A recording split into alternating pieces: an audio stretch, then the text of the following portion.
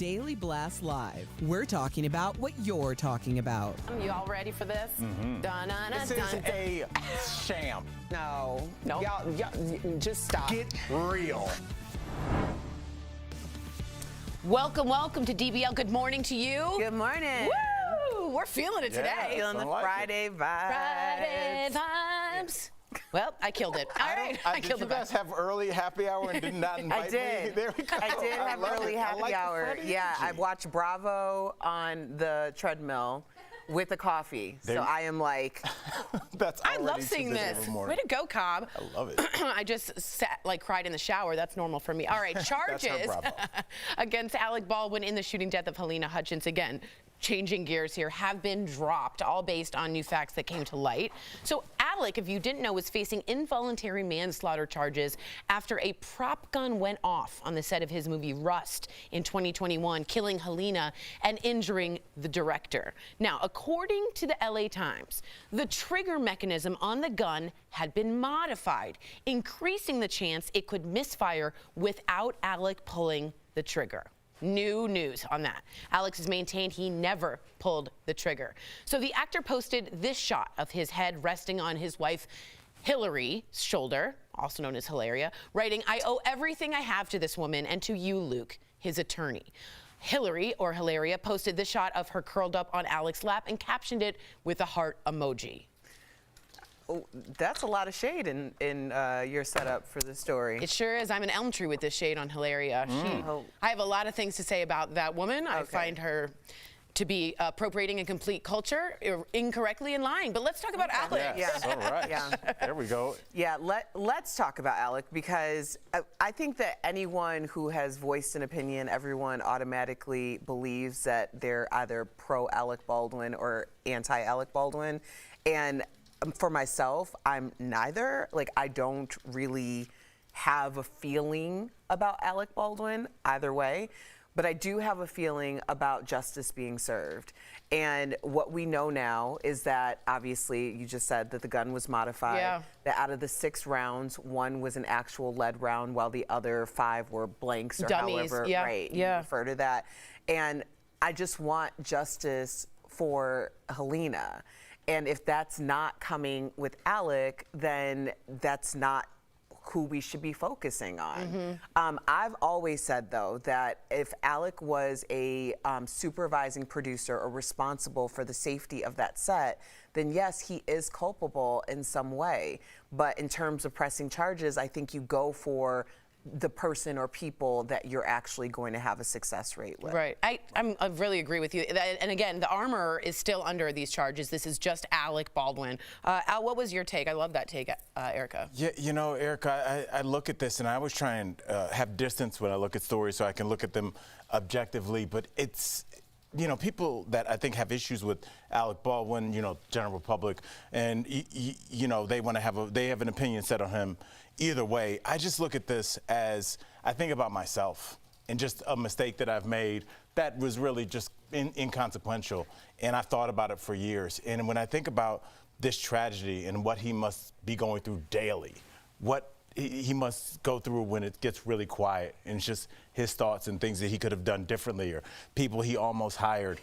It's such a tragedy, and I hope, because there are so many moving pieces and there's celebrities involved and there's murder involved, which is a recipe for success in terms of America, in terms of getting the public's attention. I just hope we take a second and realize, it sounds so corny to be like somebody lost their mother, but this is such a tragedy, and to happen at your hands. Like, I think about, like, if that was you, I wouldn't be able to do, I wouldn't be able to do anything with you guys, even though you just picked up, you know, something you thought was a toy gun, basically. Yeah, I have to say, it's so heartbreaking to me. It's so heartbreaking. I felt strongly that if he was the producer, he is the producer, and that people had already walked off the set, that safety was an issue, and he definitely could be held liable. I also thought if he held the gun and it went off, it was his fault. Now that I've heard that, though, that it was modified, I have a critical thought. I can think and realize that, you know what?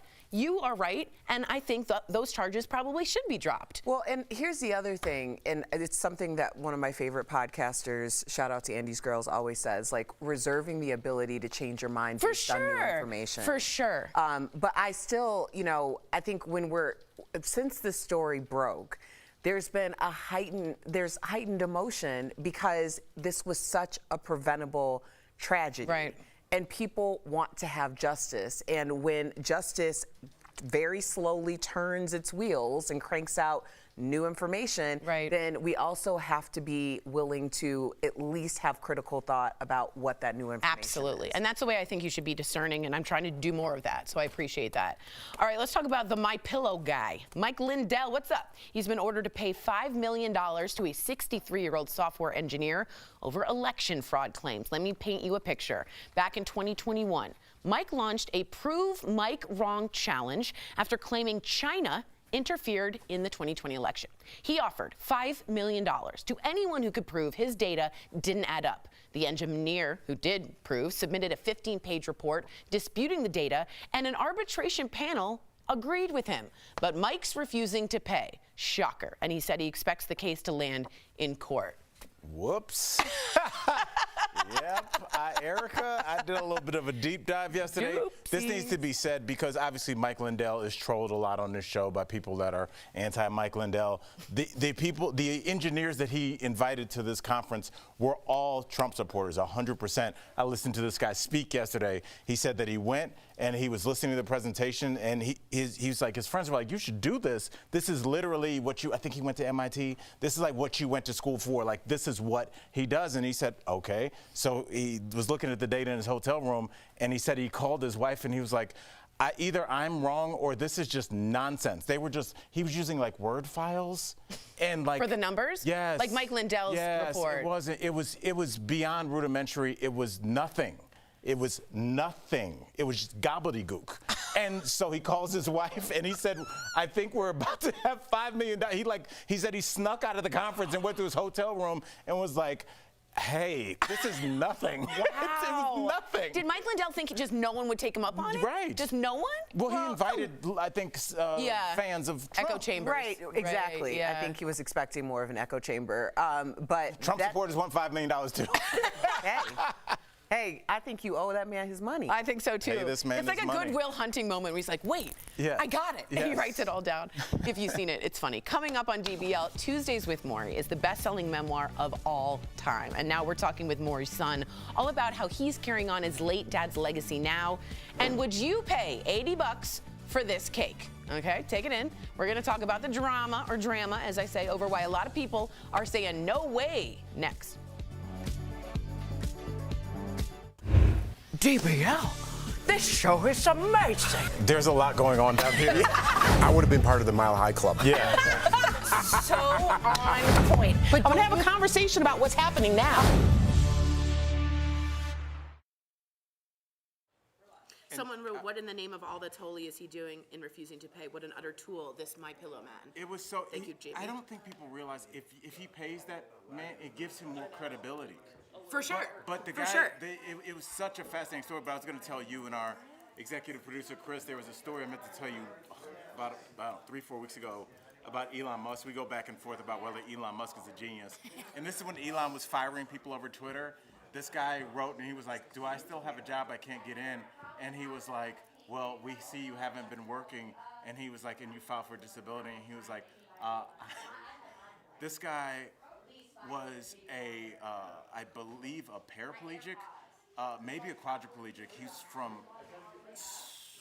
Sweden, and he was such a good guy. He invented this software that was so valuable for marketing that Twitter bought his company so that they couldn't compete. And this guy, he made so much money, he structured his taxes back in Sweden so that he paid the maximum amount and said, I did this on purpose because you invested in a local kid that didn't have any use of his limbs. Like it was like I almost started, and it's like Elon Musk tried to fire him over. He's really got no it was so, social he's cues. He won Sweden's Man of the Year. Like he's like an incredible person. And he was like, well, you're moving slowly. He's like, I can't. I need a special wheelchair. Oh my God. It was really awful, but it's what happens when you don't. Well, Elon's on the spectrum too, and I wonder if his communication. Well, we don't know that for sure. He says he's on he's Asperger. He has Asperger's on SNL in his hosting gig. He said, "I'm the first person." Over the weekend, you know what I mean?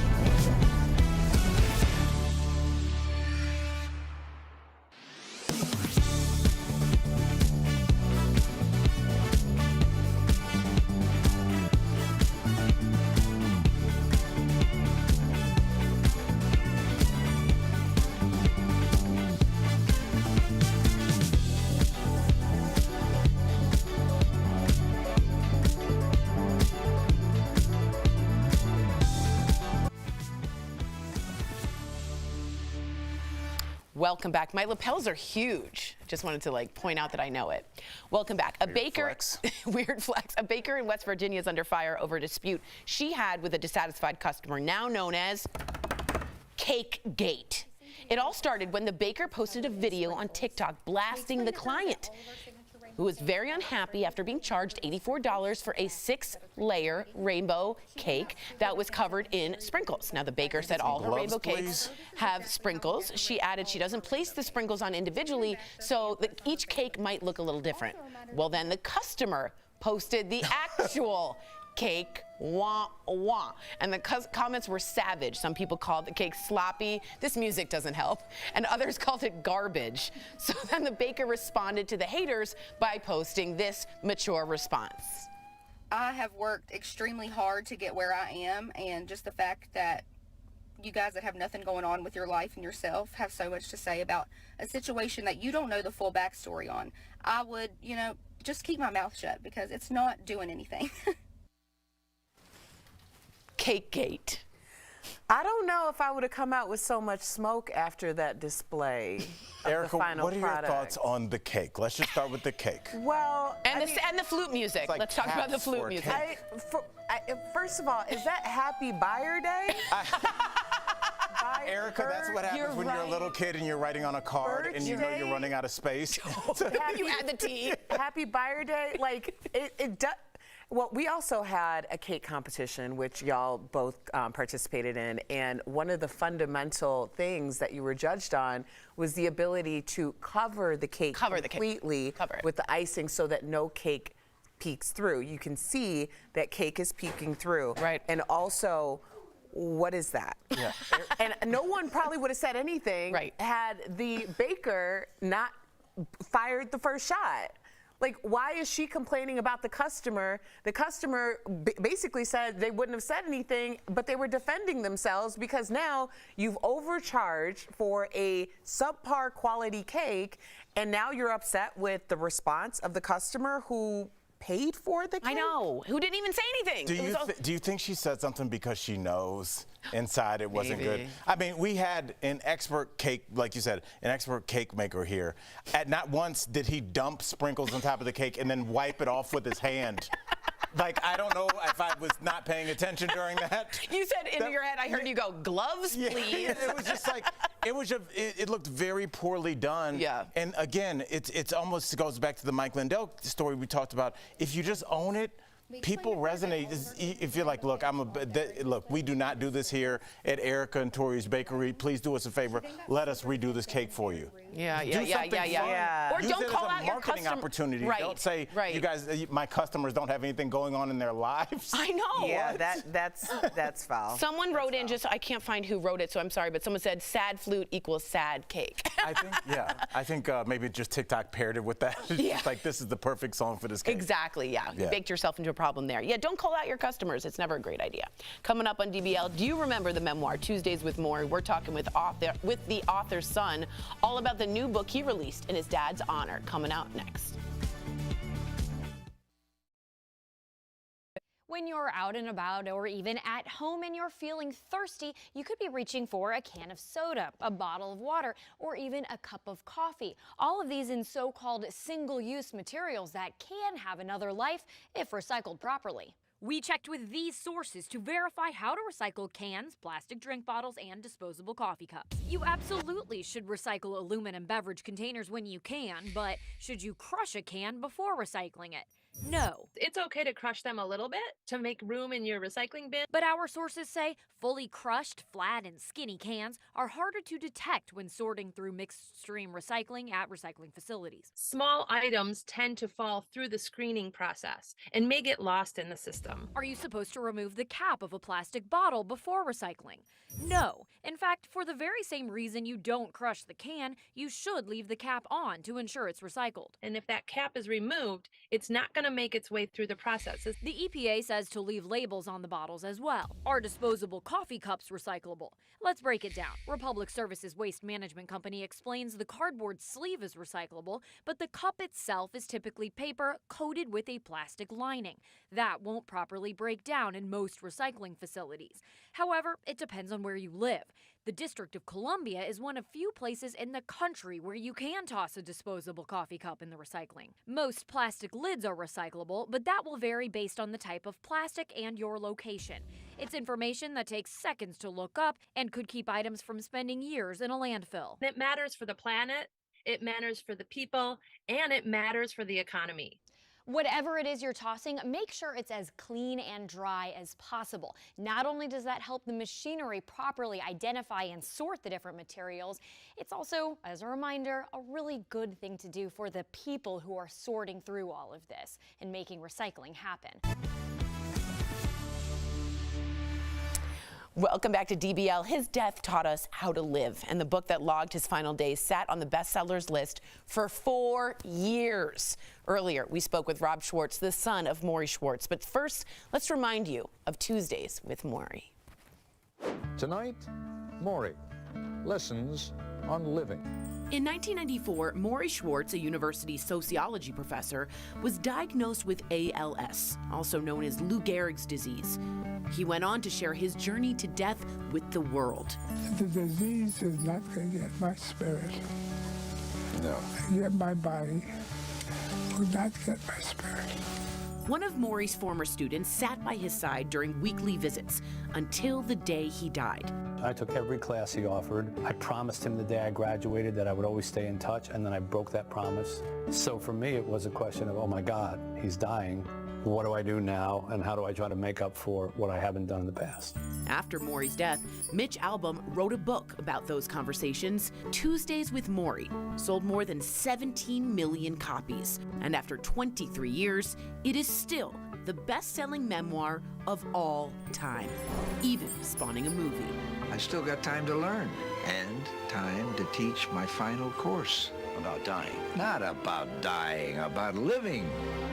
Maury's son Rob has spent years editing a book written by his dad before he was diagnosed with ALS, and now he's releasing it. To talk more about his dad and their new book, please welcome to the show, Rob Schwartz.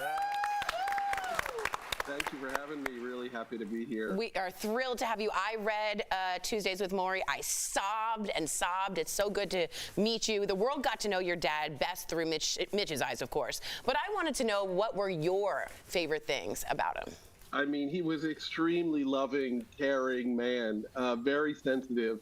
Maybe not some people's ideal of a father. He wasn't super athletic, but he had a lot of time for me when I was growing up, which, of course, you know, that's irreplaceable. Just showing up. That's fantastic. Yeah, I, too, read Tuesdays with Maury. That was a part of our college immersive experience. So we went to coffee shops and we went to bagel shops and we discussed the book. And it really resonated so much with all of us. And we were a very diverse class. So why do you think your dad's story resonates with so many different kinds of people?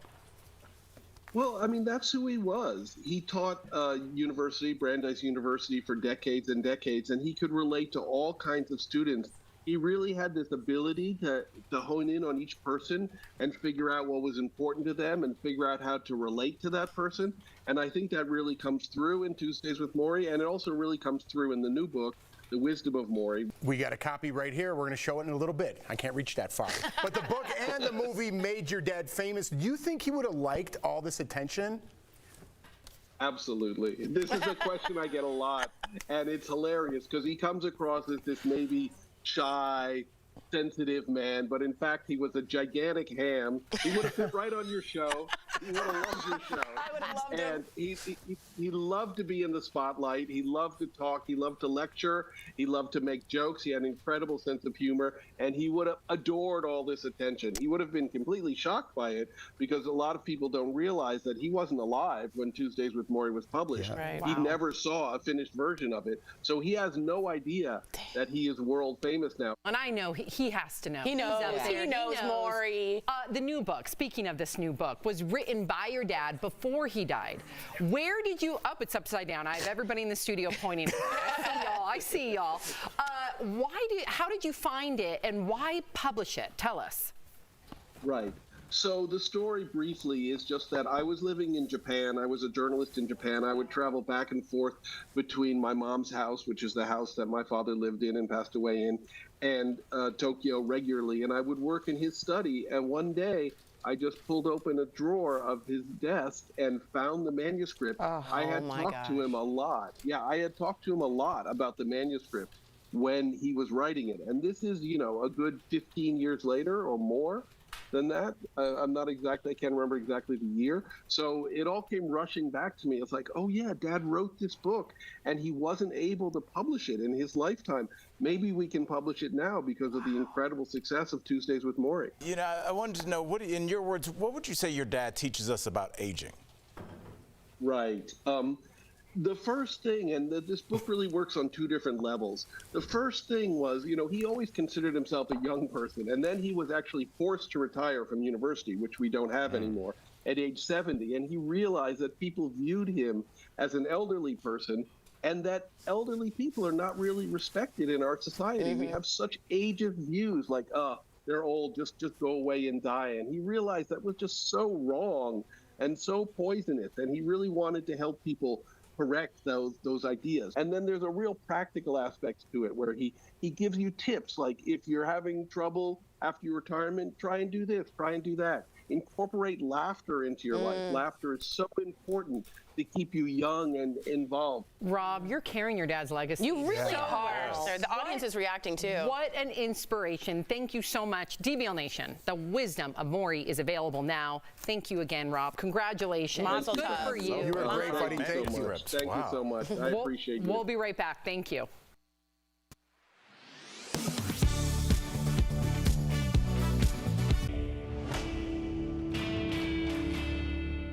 The federal government is preparing to end its emergency COVID declaration in May, signaling the end of certain pandemic programs, but not the end of COVID. Chances are you know someone right now who is sick with the virus or had an exposure to it. So say your loved one has a direct COVID exposure and then comes home to you. Do you need to quarantine? Let's verify rules for an exposure to an exposure. Our sources are the Centers for Disease Control and Prevention, a new study published in the Emerging Infectious Diseases Journal, and Dr. Chris Ohl, an infectious diseases physician with Atrium Health Wake Forest Baptist. Their answer in most cases is no. We don't quarantine contacts of contacts. So the scenario of this is if you have an exposure to COVID and then you come home from your exposure at work and now your wife is exposed to you, she doesn't need to test. She doesn't need to quarantine. It's really only people who are directly exposed to people who are test positive, either symptomatic or asymptomatic. So then, if the person directly exposed were to later test positive, how soon would he be contagious? The Emerging Diseases study found the incubation period for the common Omicron subvariants like BA.5 is shorter than that of the Delta strain that dominated 2021. That means an infected person could be contagious sooner, but for a smaller window of time. So keeping distance from your loved ones after a direct exposure can help prevent contagion. In conclusion, we verified no, you don't have to quarantine after being exposed to someone who had a direct COVID exposure, but the person directly exposed does need to take precautions. Those direct exposure rules per the CDC are to mask up for 5 days and test on day 6. If positive or if symptoms develop, isolate. The CDC's website has a COVID isolation and exposure calculator to help you figure out what to do and for how long. With your Verify, I'm Megan Malaris. David's Bridal filed for bankruptcy protection for the second time in 5 years. The announcement comes just days after the company said it plans to eliminate more than 9,000 U.S. jobs this year. And that has Verify viewers curious if the company is still selling dresses. So let's verify.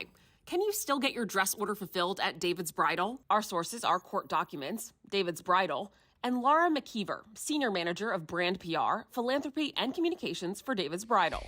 Court documents show David's Bridal filed for bankruptcy protection on April 16th, but the company says it's in the process of looking for a buyer who can continue to operate the business going forward. In the meantime, Laura McKeever, a spokesperson for David's Bridal, says the company is still fulfilling new and existing dress orders in-store and online, and that the company plans to fulfill those orders on time. So we can verify, yes, you can still get your dress order fulfilled at David's Bridal, despite the recent bankruptcy filing. The company says it is also still currently honoring gift cards, exchanges, and returns.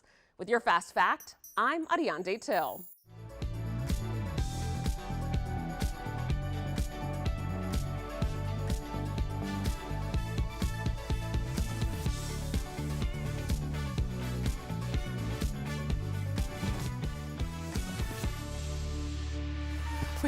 Welcome back. Our skin doesn't have to lose its natural elasticity. That's a hard word. Elasticity and firmness as we age. Thanks to Crepe Erase, your skin is not done looking young. Crepe Erase Ultra is the #1 anti-aging body treatment system for dry, crepey skin, specifically formulated with True Firm Plus patented peptides and encapsulated retinol. Crepe Erase Ultra visibly transforms the look of crepey skin instantly and over time. With summer right around the corner, you can feel confident in your skin. So don't wait. Head on over to crepeerase.com now, and when you order Crepe Erase Ultra, you will get the Ultra Smoothing Neck Repair and 4-in-1 Line Smoothing Capsules absolutely free with your purchase. So call 1-800-220-9119 or visit crepeerase.com. Now, before we go, a woman is going viral on TikTok after she attended a potluck and blasted a guest who showed up with a single pizza. Watch. I went to a potluck recently, a potluck where you each bring something. There were about 30 people and someone brought one pizza. That's not how a potluck works. So then separately, while that person ate their one pizza, I had to order 4 more pizzas so that everyone at the potluck could eat pizza.